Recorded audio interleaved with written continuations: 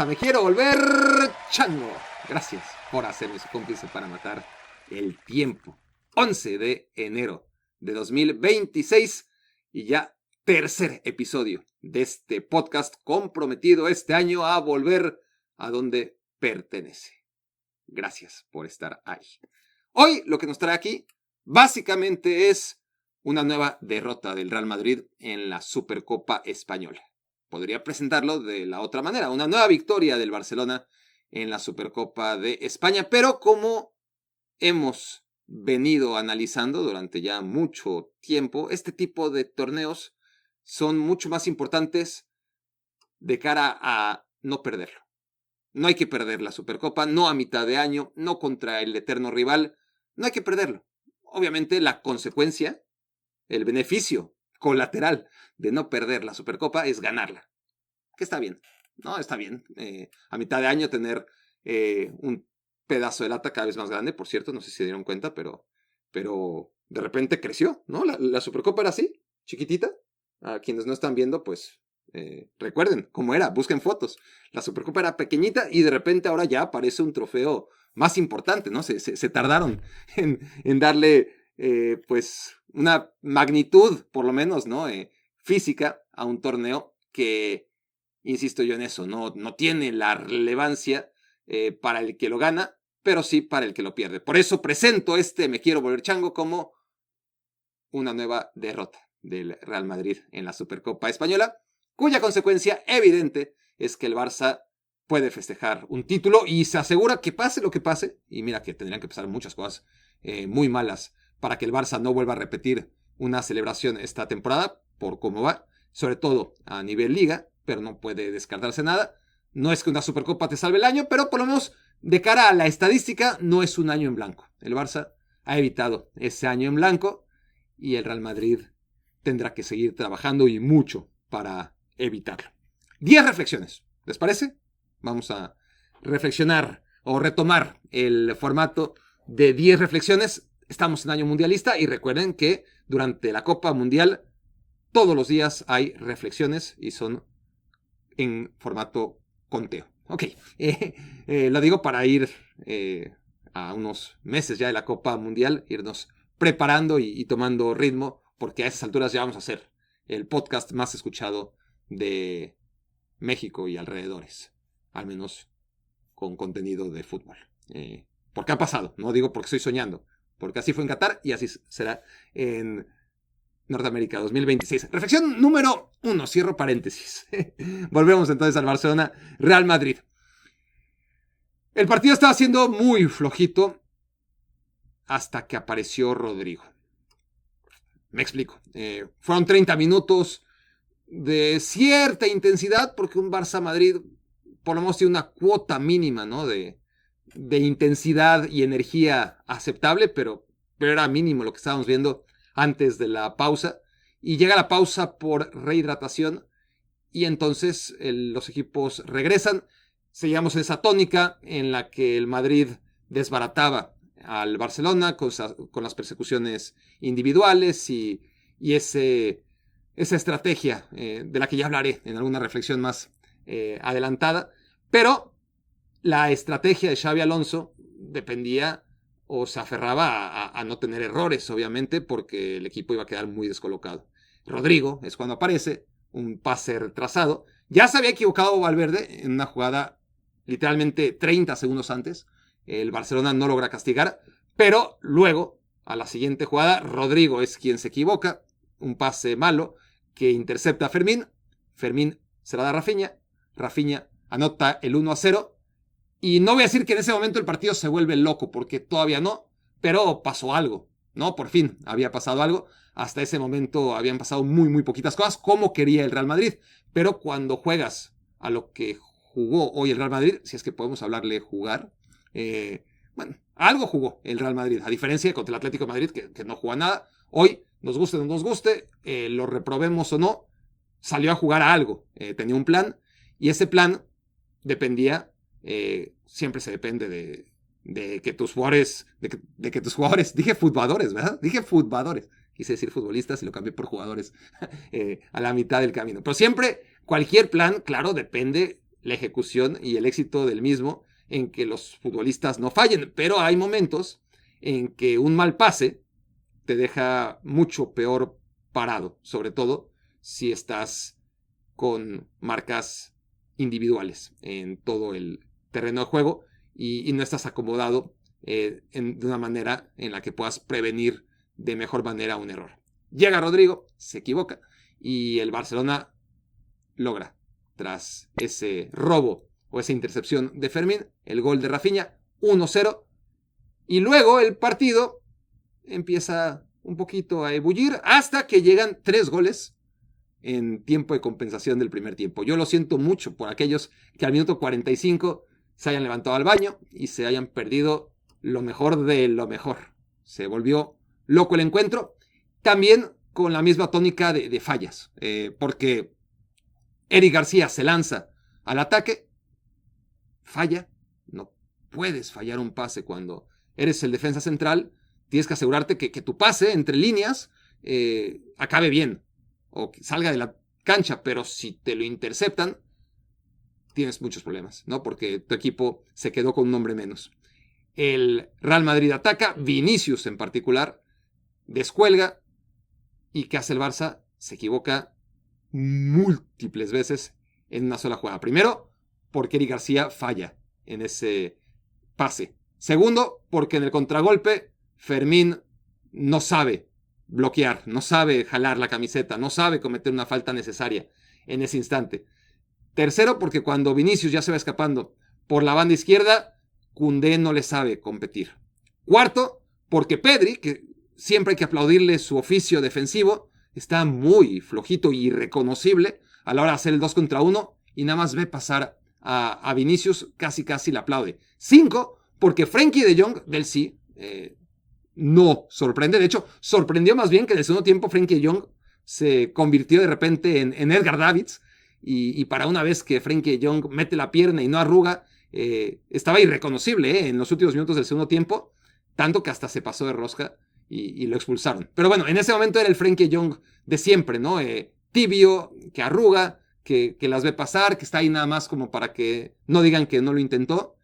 Y entonces ya perdí la cuenta, pues ya teníamos el error de Eric García, el error de Fermín, el error de Koundé, el error del propio Pedri, el error de Frenkie de Jong o la inacción de estos dos, y el peor de todos, Cubarsí, porque Cubarsí lo que hace, lo que tiene que hacer como segundo central es cubrir lo de Eric García, ¿no? Eric García se lanza al ataque, él cubre el marcador sobre el segundo poste, pero Eric García dentro de todo corre muy rápido, regresa a su zona y de eso no se entera nunca Cubarsí, ¿no? Cubarsí se queda ahí, quedan 2 hombres marcando a un solo rival, que creo que era Rodrigo, y eso le permite a Vinicius, después de hacer pomada a Koundé, rematar tranquilamente, porque como ya dije, no hubo oposición ni de Frenkie de Jong ni de Pedri, y el que tenía que estar ahí haciendo la cobertura, que era Cubarsí, pues Cubarsí estaba totalmente perdido y abriéndole totalmente la posibilidad de disparar a Vinicius. Todos esos errores en una sola descolgada, y no es que no quiera darle mérito a Vinicius, fue un golazo de Vinicius, fue tremendo, fue el mejor gol de los 5, y es mucho decir, porque el gol que vino después de Robert Lewandowski fue tremendo, ¿no? La definición de Robert Lewandowski, digna de Dennis Bergkamp, espectacular. Para el 2-1, parecía que ya habíamos vivido todas las emociones de las que había carecido la primera mitad, cuando llega todavía un tercer gol en tiempo de compensación, un tiro de esquina, lo regala Cubarsí otra vez, anda muy mal Cubarsí, por cierto, remata con muchas facilidades por parte de Koundé el Real Madrid, y lo que hace Rafinha es tremendo, es decir, los 2 goles de Rafinha hoy muy bien, pero la jugada de Rafinha, esa que va a quedar en el olvido, porque además no significó nada, pero en ese momento era todo, fue salta y, Dios mío, ¿cuánto tuvo que saltar Rafinha para sacar una pelota que iba al ángulo, ¿no? Tremenda labor defensiva, una salvada heroica de Rafinha, solo que cayó en pies de Gonzalo. Gonzalo estaba cayendo y con mucho mérito también Gonzalo, porque así como el gol de Lewandowski era un gol que parecía de Dennis Bergkamp, Rodrigo tiene esa facilidad para meter goles como el que le hizo al Betis, ¿no? Un gol, bueno, uno de los 3 goles que le hizo al Betis, tremendo, que la baja con el pecho, le pega de volea antes de que toque el césped, y es un gol que digno de Marco van Basten, ¿no? Ya si pensamos en grandes delanteros irlandeses, pero también te puede hacer goles de Chicharito, ¿no? Y ese gol en el que se va cayendo tiene también una complicación tremenda, porque ya está en el suelo, y mientras se va cayendo le da con la punta y logra el gol del 2-2 tras la sensacional intervención de Rafinha. Para mí, ni las paradas de Courtois, ni el golazo de Vinicius, ni el golazo de Lewandowski, si me piden mi jugada favorita de la final, no fue mi momento favorito se los voy a decir en la última reflexión, pero mi segundo momento favorito de la final fue esa tremenda salvada de Rafinha, que no sirvió para nada, previa al gol de Gonzalo. Bueno, esa fue la reflexión número 1, que más que reflexión fue el resumen del partido. Reflexión número 2. El Barça gana, pero el Barça gana a pesar de que fue mejor, a pesar de que mereció ganar, a pesar de que claramente tuvo las mejores aproximaciones, más allá de lo que puedan decir las estadísticas, que llama la atención que el Real Madrid al final disparó más veces que el Barcelona, pero el Barcelona siempre estuvo más cerca, el Barcelona siempre fue el que quiso ganar el partido, el Barcelona fue más que el Real Madrid. Dicho todo lo anterior, el Barça acaba ganando de casualidad.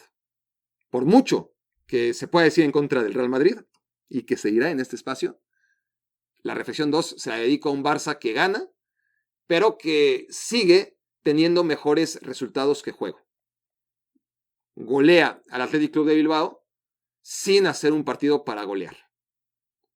Gana al Real Madrid, sí, debió haber ganado, insisto, pero dentro de toda esta racha de 10 victorias consecutivas del Barcelona, hay muchos momentos cara o cruz que le ha salido al Barça cara, ¿no? Hoy, el 3-2 es de una concatenación de gazapos que se tienen que juntar todos para que acabe en gol del Barça.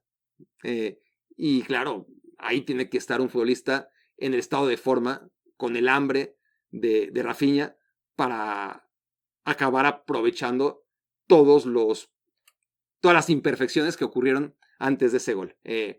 Porque es una jugada en la que se le resbala la pelota, se le escapa a Ferran Torres, Rafinha le pega con la pierna mala, esa pelota que se le había resbalado a Ferran Torres acaba rebotando en un defensa del Real Madrid y Courtois ya está vencido yendo hacia el otro lado. Es decir, pasaron muchas cosas, detalles que implicaron que ese balón acabara en la portería. Y algunos dirán, sí, si analizas todos los goles, si les buscas chichis a las hormigas, todos los goles tienen un error, un desvío, un fallo.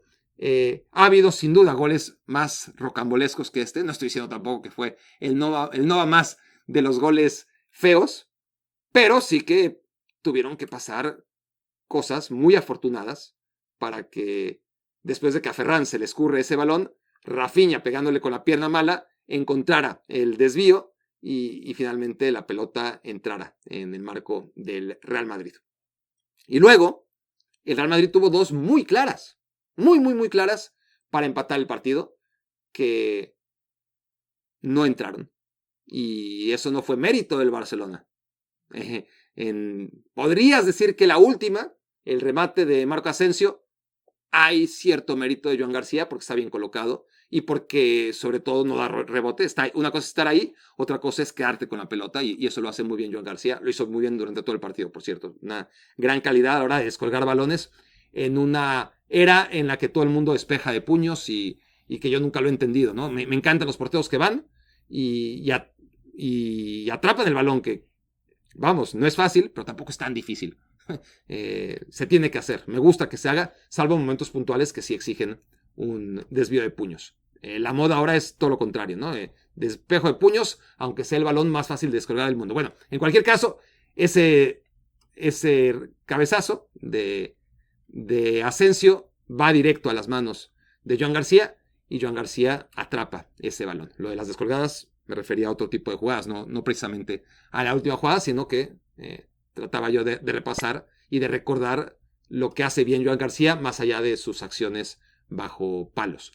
Luego, o más bien antes de esa jugada, hubo una muy clara de Carreras que hasta se la pide a Tchouaméni. Me imagino que se la pide a Tchouaméni porque Tchouaméni tiene para rematar solo, pero salta, entendiendo que Carreras llegaba de frente y estaba en mejor posición para anotar y acaba regalando, ¿no? Un disparo muy malo y esas dos ocasiones debieron convertirse en empate para el Real Madrid. Un empate que no ocurre hace muchísimo tiempo en los Barça-Madrid.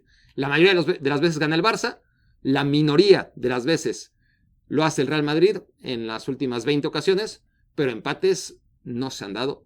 Y hoy el Real Madrid no mereció empatar, pero vaya si estuvo cerca de hacerlo, y vaya que el Barça gana principalmente por Rafinha y porque tuvo fortuna en el último tramo del partido, cuando en el segundo tiempo el Barça no fue tan dominante como aparentaba iba a serlo durante la previa y durante el primer tiempo, sobre todo después de abrir la lata con el 1-0 del propio Rafinha. Reflexión número 3. Fue un gran espectáculo, sin duda. El Barça-Madrid sigue siendo el mayor espectáculo sobre el planeta Tierra para aquellos a los que nos gusta el deporte rey. Hay gente que le gustará más otro tipo de espectáculos o de arte, pero lo que mueve un Barça-Madrid dentro del espectáculo más grande de la Tierra, el espectáculo más grande de la Tierra es el fútbol como tal, la Copa Mundial es el evento más grande que hay en el planeta Tierra, pero un Barça-Madrid, más allá de la Copa Mundial, es uno de esos eventos que se repiten 2 o 3 veces, a veces 4 al año, y que realmente son un espectáculo independientemente del nivel de los equipos. Pero, lo que durante muchos años, sobre todo pienso en la época de Guardiola y Mourinho, fue el espectáculo más grande de la Tierra y la versión más alta a la que podía acceder cualquier aficionado al fútbol o no aficionado, ¿no? Si querías ver, mira, esos son los 2 mejores equipos. No vas a ver un nivel más alto de fútbol que en un Barça Real Madrid. Eso ya no. Esta versión del Barça, y sobre todo esta versión del Real Madrid, pero ninguno de los dos, ofrecen el mayor nivel posible en una cancha de fútbol. No, son 2 equipos que ofrecen espectáculo cuando se enfrentan por diferentes razones. Ahí queda plasmado. Fue un partido que, a pesar del inicio flojo, acabó siendo muy emocionante. Pero sí, son 2 equipos con deficiencias obvias y están lejos de lo que yo veo, te guste más o te guste menos, pero el nivel de control de los partidos, más allá de sus lagunas que también tienen, sin duda, el Bayern Múnich, el Paris Saint-Germain, el Arsenal, el Manchester City. Esos son una combinación, y lo hemos visto en la Champions League, entre cualquiera de estos 4 vas a obtener el mejor nivel futbolístico que te puede ofrecer 2026. Barça-Madrid no están en ese nivel. Y eso quedó patente otra vez. Ya había sido evidente hace 3 meses, cuando se enfrentaron en Liga. Ganó el Real Madrid, ganó de manera convincente. Debió haber ganado por más goles, pero hice esa reflexión. No sentí que estaba viendo a los 2 mejores equipos del mundo, ni mucho menos. Y hoy tampoco. Eso, independientemente del marcador y de las sensaciones de partido y de las formas y todo, lo que permanece es eso, que el Barça-Madrid hace tiempo, no sé cuánto, pero ya hace tiempo, dejó de ser el mejor partido posible de fútbol. Ya no lo es. Tiene otras cosas, sin duda, y no digo que no es atractivo, pero ya no es lo que era. Y ya veremos cuánto tiempo tarda en volver a hacerlo. Nunca ha sido una final de Champions League, pero vaya que ha habido momentos en los que se quedaba uno en semifinales, el otro llegaba a la final y se frustraba esa final de ensueño, no solamente por la rivalidad, sino porque realmente la sensación y la evidencia, más allá de que uno quedara en el camino, era esos dos son los mejores equipos del mundo. Pero ahora no lo son. El Barça quizás sea el quinto y el Madrid pues todavía más abajo. Reflexión número 4. El Real Madrid. Vamos con el Real Madrid. El Real Madrid, que lo dije además en las reflexiones tras el partido contra el Atlético de Madrid. No es ya ya no es que no sea el Madrid de Xabi Alonso. Es que ya en esos partidos, en la Supercopa, dejó de ser incluso el Madrid de Ancelotti diagonal Zidane. Sí que Ancelotti en algún partido especuló y mucho, y lo ganó además en la Champions League contra el Manchester City hace un par de temporadas. No, la temporada pasada. No, la temporada pasada me desdigo. El Manchester City era una vergüenza, pero hace 2 temporadas sí que el Real Madrid se encerró, hizo un partido profesional y sacó adelante la eliminatoria con lo que tocaba en ese momento. Pero era algo excepcional. Ahora, en 2 momentos clave, contra el Atlético de Madrid, después de irse 1-0 muy rápido, y contra el Barcelona desde el inicio, este Real Madrid ha evocado mucho más al Real Madrid de José Mourinho, al Real Madrid de Fabio Capello, que incluso a ese Real Madrid ya muy pragmático de Zidane o de Ancelotti. Ha ido mucho más allá, ¿no? En lo que se refiere a desentenderse de la iniciativa del partido y enfocarse en entorpecer la dinámica del rival. No estoy diciendo que eso sea bueno o malo, estoy diciendo que es. Y que Xabi Alonso llegó a otra cosa. Si me traes a otro tipo de técnico, entiendo que el Madrid quería eso y no me asustaría ni me sorprendería ni siquiera, ni siquiera es una molestia, ni siquiera hablaría de eso porque sería lo normal, ¿no? Trajiste a un técnico que en su equipo anterior o en su historia previa a llegar al Real Madrid hacía estas cosas. Y por lo tanto, pues es normal que las hagan en el Real Madrid. En el caso de Xabi Alonso, pues lo último que esperabas es que llegara a hacer este tipo de cosas. No vino para hacer este tipo de cosas. Para hacer este tipo de cosas, creo yo hay otro tipo de entrenadores. Pero bueno, hoy por lo menos sí se vio la mano de Xabi Alonso en el equipo. Que esta sea la mano por la que se apostó o por la que muchos querían que llegara antes de que llegara o muchos se ilusionaron de su llegada cuando esta fue confirmada, pues claramente no. Esta es una mano de Xabi Alonso muy condicionada y muy lejana a lo que entendemos debería ser la mano de Xabi Alonso. Es asumir la inferioridad del Real Madrid porque no está Kylian Mbappé. Sí, Kylian Mbappé es un jugador tremendo, sí, es seguramente el mejor del mundo, el más determinante, ha estado fantástico, pero a la vez el Real Madrid debería estar por encima de que estuviera o no en la cancha Kylian Mbappé. Porque el Real Madrid sin Cristiano Ronaldo, el Real Madrid sin Sergio Ramos, sin Rafael Varane en la misma temporada de un momento a otro, el Real Madrid sin sus mediocampistas de siempre o de tantas glorias, el caso de Casemiro, Toni Kroos, Modric, ha seguido, sí, cada vez con más problemas, es verdad, pero ha mantenido la dinámica de ser lo que ha sido siempre, ¿no? Un equipo capaz de hacerle frente al que sea. El arrastrar complejos hasta Arabia Saudita porque no está Kylian Mbappé en un equipo que ganó la Liga y ganó la Champions sin Kylian Mbappé, sí que estaba Modric, pero ya no era la mejor versión de Luka Modric. Sí que estaba todavía Toni Kroos y sí que estaba Nacho para tapar huecos. Sí que era un Real Madrid distinto, pero la realidad es que Kylian Mbappé, por bueno que sea, cuando se va el Paris Saint-Germain, el PSG gana la Champions League. Lo sabemos, ¿no? Y curiosamente, el Real Madrid, que venía a ganar la Champions y la Liga, no gana ni una ni otra. Y esta segunda temporada va camino a lo mismo. Mientras más brilla Kylian Mbappé, menos florece el Real Madrid. A tal grado es la dependencia que hoy el Real Madrid juega y se acomoda y condiciona todo su planteamiento a la no presencia de Kylian Mbappé.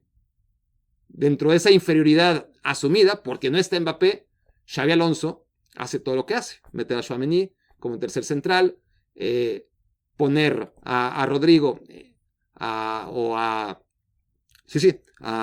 Gonzalo, perdón, a perseguir a donde fuera a Frenkie de Jong y a depender siempre del planteamiento del Barcelona, ¿no? Entorpecer el planteamiento del Barça en lugar de generarle dudas al Barcelona. Todo porque no está Kylian Mbappé.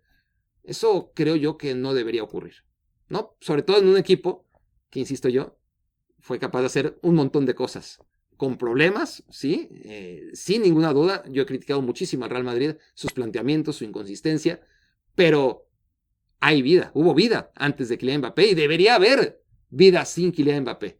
Condicionar tanto un partido, ajustar todo, poner a Vinicius en la punta, jugar 5-4-1, todo para que la baja de Kylian Mbappé se note menos y el equipo esté protegido ante la falta de un futbolista que te resuelva, me parece impropio de un equipo de la estatura del Real Madrid con un entrenador tan prometedor como Xabi Alonso y que decida, ¿no? Si está Kylian Mbappé, entonces podemos competir. Y jugamos a ni madres, pero Mbappé una y otra vez ha logrado que en partidos en los que Real Madrid ha jugado muy poco, la calidad de Kylian Mbappé y nada más de Kylian Mbappé los ha sacado adelante y ha conseguido los 3 puntos. Cuando Mbappé no ha estado bien, generalmente el Madrid ha sufrido y no ha sacado los puntos. Y hoy que no estuvo, o que entró ya cuando el partido estaba muy difícil de rescatar, hoy Mbappé pues no puede ser factor en tan poco tiempo, pero sí que lo fue al no jugar y al condicionar todo el planteamiento de su entrenador solamente en función de un jugador que no estaba. Por importante que sea, por grande que sea, por buenísimo que sea, el Real Madrid con Kylian Mbappé es menos de lo que era sin él. Tú ves los goles que anotaban las estadísticas de los otros jugadores del Real Madrid, de Jude Bellingham, de Vinicius, de Brahim, que le está rompiendo, por cierto, en la Copa Africana, y dices, bueno, ¿vale la pena depender de un futbolista que a título personal está haciendo cosas muy, muy buenas, pero que estas al final de cuentas no se están encauzando a éxitos colectivos? Es una duda que seguramente conforme avance la temporada y llegue la repartición del resto de títulos, pues iremos contestando, porque hasta ahora es evidente que Kylian Mbappé, tanto en el Paris Saint-Germain como en el Real Madrid, ha sido un jugador con muchos éxitos personales, individuales, pero no tantos a nivel colectivo. Reflexión número 5. Y esta me lleva al que debería estar ahí y no está. A mí me ha sería hipócrita decir que me ha decepcionado Jude Bellingham. Digo hipócrita porque yo prefiero que Jude Bellingham no sea una superestrella en el Real Madrid, que la sea en cualquier otro equipo del mundo y no en el Real Madrid. Pero bueno, llegó al equipo que tocaba y el Real Madrid no se equivocó en ver en Jude Bellingham a ese jugador que puede ser histórico, a ese jugador que todavía, creo yo, puede convertirse en una leyenda, en el mejor futbolista de la historia del fútbol inglés. No sé si va a llegar a eso. Y yo creo que sí. Yo honestamente pensaba que sí. Ver a Jude Bellingham crecer desde los 16 años en el Borussia Dortmund, ver a Jude Bellingham en un equipo con las dificultades evidentes que tiene el Borussia Dortmund, pero liderarlo desde tan joven. Era un jugador capaz de hacer lo que le pidieras, sacar el balón entre centrales, distribuir juego, jugar en media punta, anotar goles, no tantos como sí empezó a anotar en el Real Madrid, pero si había que hacerlo, lo hacía. De hecho, esa era su principal déficit, ¿no? Porque todo lo demás lo hacía muy bien. Último pase, distribución, sacrificio, oficio defensivo. Y en este Real Madrid van pasando las semanas y se va desdibujando, ¿no? En momentos como estos es donde tendría que aparecer Jude Bellingham y decir, a ver, la única superestrella del equipo no es Kylian Mbappé, yo soy Jude Bellingham y no soy menos que Mbappé. Y sí, que es muy difícil jugar en una posición un día, en otra posición otro día, con una labor al día siguiente, y sobre todo en un equipo como ha sido en esta Supercopa el de Xabi Alonso, totalmente reactivo. Pero para eso están los jugadores fuera de serie, para adaptarse a todas las dinámicas y aparecer en los momentos importantes y hacerlo como lo hizo varias veces con el Real Madrid, pero cada vez menos. Cada vez menos. A mí me ha decepcionado muchísimo esta temporada Jude Bellingham, este partido en particular, y en general a mí me saltan las alarmas de si no se está estancando, ¿no? Mucho hablar de Kylian Mbappé, mucho hablar de Vinicius y muy poco hablar de Jude Bellingham. No estoy hablando de que ya no mete goles como los metió en los primeros 6 meses, porque está claro que eso no lo hizo nunca ni lo hará jamás. Nunca fue ese jugador en el Dortmund y no se esperaba que lo fuera en el Real Madrid, más allá de que durante esos 6 meses, la primera vuelta de su primera temporada fue algo que en ese momento ya sabíamos que iba a ser irrepetible. Pero la capacidad de aparecer, de liderar, de rebelarse ante un equipo como hoy el Real Madrid, que estaba a merced de lo que quisiera hacer el Barcelona y que solamente se encargó de reaccionar en los momentos en los que el Barcelona lograba anotar y ahí sí el Madrid aparecía. En cualquier caso, Jude Bellingham perdido. Tampoco fue ese hombre que lideró la remontada. No fue el Vinicius que con su descolgada provocó el 1-1, ni aparece tampoco en el gol que acaba empujando, cayéndose Rodrigo. En fin, desaparecido todo el partido en labores defensivas, pero sin dar ese paso adelante, sin ser ese jugador determinante, por lo menos en un momento del partido, que digamos, mira, aquí se vio la grandeza de Jude Bellingham. La grandeza de Jude Bellingham está extraviada y parece que nadie la reporta. Reflexión número 7. Estamos en el mismo punto en el que estaba el Real Madrid de Xabi Alonso tras perder en el Bernabéu contra el Manchester City. Después de ese partido yo decía que está bien, hay derrotas, aunque sea ya una burla, ¿no? Porque se ha convertido en un tópico, porque realmente fortalecen y que esa derrota contra el Manchester City, hubo momentos en los que el Madrid se vio bien, sobre todo en el primer tiempo, los primeros 30 minutos, ese partido pues ya va quedando sepultado en el tiempo, pero sí recuerdo que la sensación es, mira, a partir de aquí el Madrid debería, aunque desde la derrota, una derrota irrelevante dentro de un contexto de Champions League donde hay mucho margen de error, no tanto si piensas que podría generar que al final no acabe entre los 8 primeros y que tenga que jugar 2 partidos extra, pero en cualquier caso no es tan grave como podía ser en tiempos pasados perder en el Bernabéu en la fase de grupos, ¿no? En cualquier caso, el Manchester City se lleva esa victoria en el Bernabéu, pero yo decía, mira, si este Real Madrid es capaz de replicar la energía que mostró en el primer tiempo contra el Manchester City, en general no fue un mal partido del Real Madrid. No fue un partido tan desastroso como se pensaba. Y hoy se repite la misma historia. No fue un desastre. Sí que compite a la manera de la que ya hablamos, pero ya no podemos caer en esa misma reflexión. Creo que sería un error decir otra vez lo que ya dijimos hace varias semanas y que no ocurrió, ¿no? Que el Real Madrid sea capaz de semana a semana inyectar lo que requieren los partidos más allá de un duelo importante contra el Manchester City o un duelo contra el Barcelona. En el día a día, ¿no? Que si el Madrid jugara con esa intensidad, sería distinto y podríamos hablar de un parteaguas a partir del partido del Manchester City, pero no hubo ningún parteaguas y después de este partido en contra del Barça, anticipo que tampoco lo habrá. Reflexión número en que nos quedamos en la 7. El Real Madrid se fue en blanco la temporada pasada. Este año, pues es muy prematuro. Puede ganar perfectamente la Copa del Rey. No se puede descartar que gane la Liga. La Champions, hemos estado aquí. Hemos visto a estas alturas del año versiones del Real Madrid con muy pocos argumentos y nunca hay que caer en el error de darlo por muerto en la Champions League. Pero por cómo se ven las cosas, un segundo año en blanco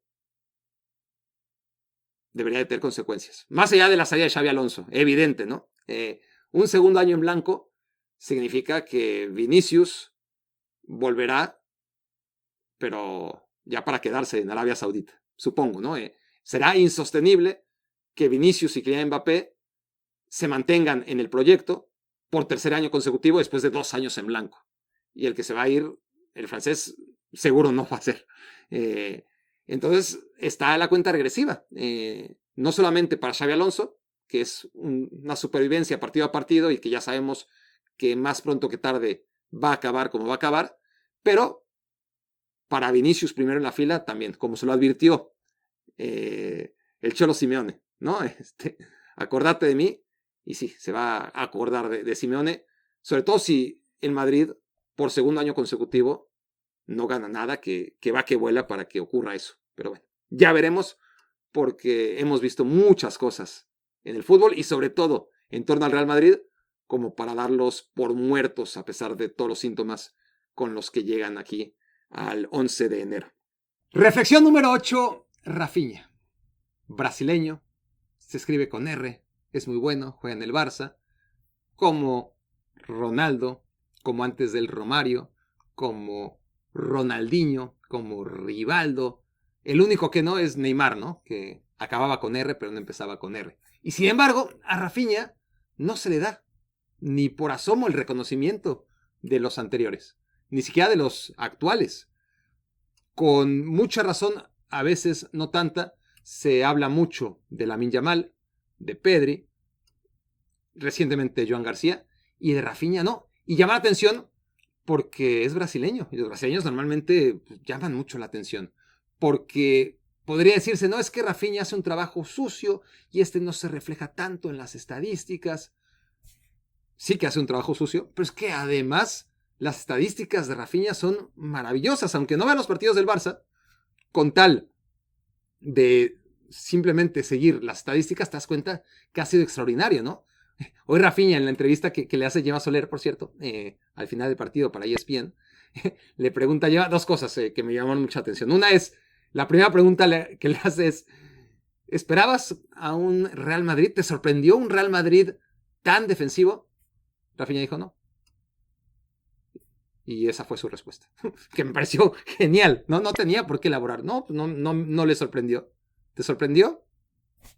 No me sorprendió. Es más, ni siquiera yo por lo menos le he dicho, no me sorprendió. Rafinha fue sincero grosero, fue, no. Siguiente pregunta, ¿no? Por ejemplo, a Pedri le había hecho la misma pregunta y Pedri tampoco dijo que le sorprendió, pero fue más político, ¿no? Y dijo, no, bueno, sabemos que su fuerte es el contragolpe y en este tipo de partidos, bla, bla, bla, bla, bla, bla, y recurrió al libreto. Rafinha simplemente dijo un no, que me pareció maravilloso porque creo que nadie se sorprendió de que hoy el Real Madrid fuera lo que fue, ¿no? Un equipo defensivo. Pero bueno, a lo que iba con Rafinha, que de lo que me acordé, es que le pregunta en la última cuestión Gemma sobre qué le parece o qué tiene que decir respecto a no haber entrado en el debate del Balón de Oro, ni en The Best, ni siquiera en el 11 ideal de la FIFA del año pasado. Dice, tienen que ver más fútbol. y se fue. Correcto. Extraordinaria respuesta. Pero es que ni siquiera tienen que ver fútbol. Con que vean las estadísticas, ¿no? Y más allá de las estadísticas, sí tendrían que ver en qué momento aparece Rafinha. Contra qué rivales, en qué momentos de los partidos. Y qué poco se le reconoce en general. Yo siempre lo dije. Yo no puedo tirar la primera piedra porque durante todo el debate sobre el Balón de Oro yo siempre dije Dembélé debe ganar el Balón de Oro, pero nunca entendí por qué era Dembélé contra Lamine Yamal. ¿Por qué todo el debate, y al final las votaciones se centraron en primer lugar Dembélé, segundo lugar Lamine Yamal? Rafinha quedó muy atrás. Pero yo decía, a ver, en todo caso, tendría que ser un debate entre tres. No es que Lamine Yamal lo haya hecho mal, fue maravillosa temporada de Lamine Yamal, pero la de Rafinha fue mejor.